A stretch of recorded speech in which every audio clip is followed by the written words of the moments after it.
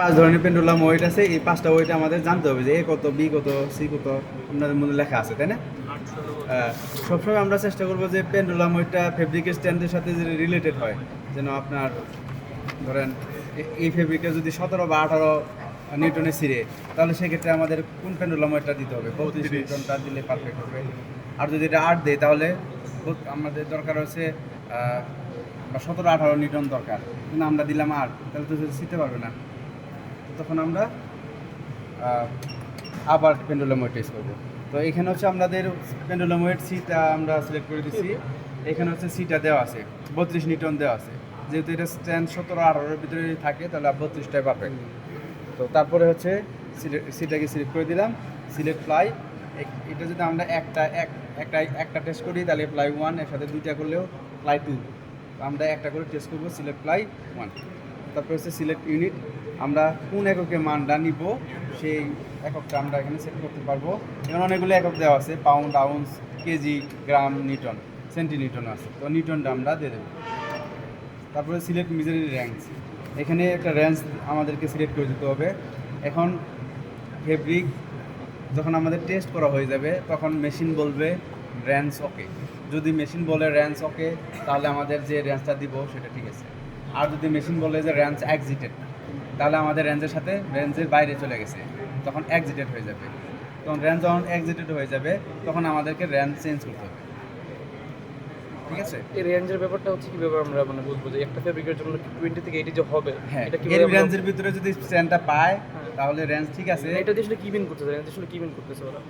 এই এরিয়ার ভিতরে মানে 20 থেকে 80% ধরেন ফোর্স যদি আমরা অ্যাপ্লাই করি, তাহলে 32 নিউটনের ধরেন 100% যদি দেই, আচ্ছা, যদি 100% দিই, তখন যদি আমরা ছোটো পেন্ডুলাম ওয়েট ইউজ করি, ফেব্রিক সিরবে, রেঞ্জ ওকে আসবে, কিন্তু রেজাল্ট ভেরিয়েশন হবে। আমাদের ট্রাই করা উচিত যাতে করে সেটা মিনিমাম রেঞ্জের মধ্যে মিনিমাম রেঞ্জের ভিতরে যেন রেজাল্ট হয়। আচ্ছা, ঠিক আছে? মানে আমাদের হাইয়েস্ট যে ভ্যালুটা আছে পেট্রোলামের ওটার পার্সেন্টেজ হিসাব জি করে জি, যেমন আমরা যদি এই ফেব্রিকে যদি হেভি ফেব্রিক ইউজ করি, তখন যদি রেঞ্জটা আমরা 100% করে দিই, তাহলে এমন হতে পারে এটাতে ছিড়বে, কিন্তু রেজাল্ট ভালো আসবে না। ঠিক আছে? এই জন্য আমাদের রেঞ্জটা পেন্ডুলাম এটা কি পেন্ডুলাম, এটা কি সিগুলা? হ্যাঁ, এটা কি পেন্ডুলাম না এগুলো না। পেন্ডুলাম তো স্যার এখন কি এই যে ক্যালিব্রেটের, এই যে দেখেন, না এখানে পেন্ডুলাম ওয়েট দেওয়া নেই।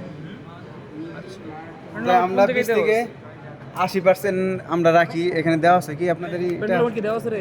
স্যার তো বললো যে 8 না, আমি তো বলতে পারি দিলাম 8, 16, 32, 64, 128, কিন্তু এখানে দেওয়া আছে কিনা ঠিক আছে, পেন্ডুলাম? না দেওয়া নাই, পরের পেজে লেখা লাগবে না। এই যে এনে দিতে হবে। এ হচ্ছে 8, বি 16, সি 32, ডি 64, ই হচ্ছে 128। হ্যাঁ, তো এখন আমরা এটাকে সিলেক্ট করে দিলাম। দেখেন ওয়েট, জি, ফ্লাই 1, ইউনিট অ্যান্ড রেঞ্জ, এত সিলেক্ট যা করছি একসাথে শো করতেছে। এখন আমাদের প্যারামিটার সেট করা হয়ে গেল এই ফেব্রিকের জন্য, কিন্তু ফেব্রিক চেঞ্জ হলে হয়তো প্যারামিটারটা চেঞ্জ করা লাগতে পারে। তো এখন হচ্ছে 2টা জো আছে, একটা হলো ফিট জো আর একটা হলো মোবাইল জো। বাম পাশেটা ফিট জো আর একটা হলো মোবাইল জো। এই 2 জোর মধ্যে আমরা স্যাম্পলটা লাগাবো।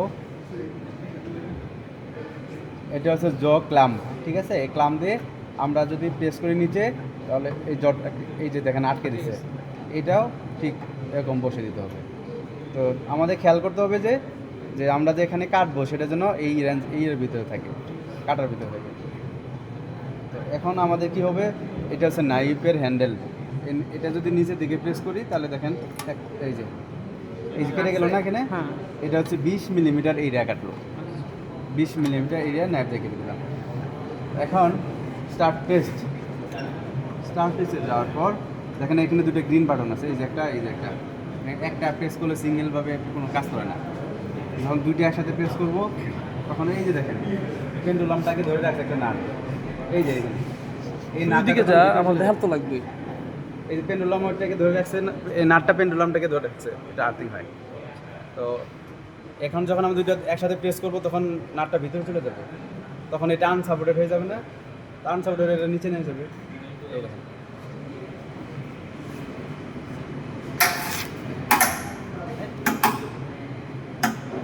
দেখেন রেঞ্জ ওকে আছে, তার মানে আমাদের রেঞ্জটা ঠিক আছে। তো এখন লেখেন আপনার রাইট ওয়ারপে স্যাম্পল 15.5 142 নিউটন ফার্স্ট রেজাল্ট।